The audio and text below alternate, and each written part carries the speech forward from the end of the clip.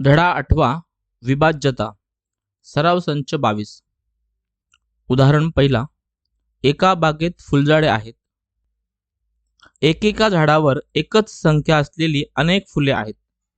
3 विद्यार्थी परडी घेऊन फुले तोडायला गेले.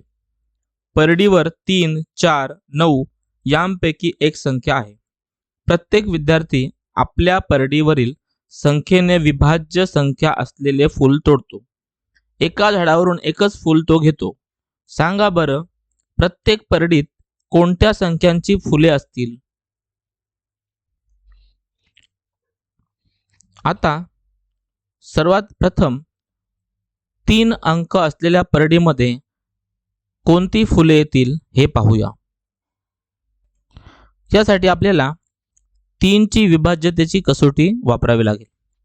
3 ची विभाज्यतेची कसोटी अशी आहे, जर कोणत्याही संख्येतील अंकांच्या बेरजेला 3 ने निशेष भाग जात असेल तर ती संख्या 3 ने विभाज्य असते.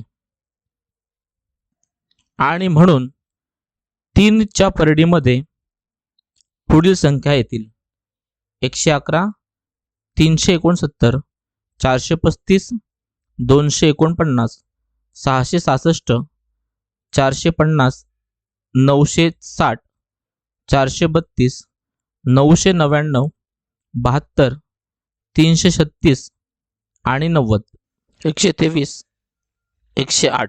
आता 4 च्या परडीसाठी आपण 4 ची विभाज्यतेची कसोटी वापरूया. 4 च्या विभाज्यतेच्या कसोटीनुसार जर कोणत्याही संख्येतील एकक व दशक स्थानच्या अंकांनी तयार होणाऱ्या संख्येला 4 ने निशेष भाग जात असेल तर ती संख्या 4 ने विभाज्य असते.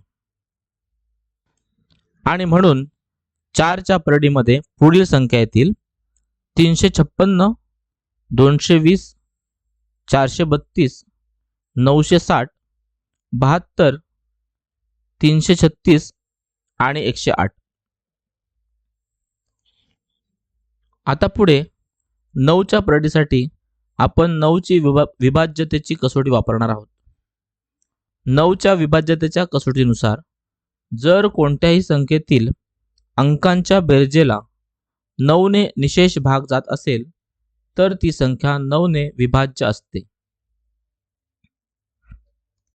आणि म्हणून 9 च्या परडीमध्ये पुढील संख्या येतील: 369, 666, 450, 432, 999, 72, 90 आणि 108.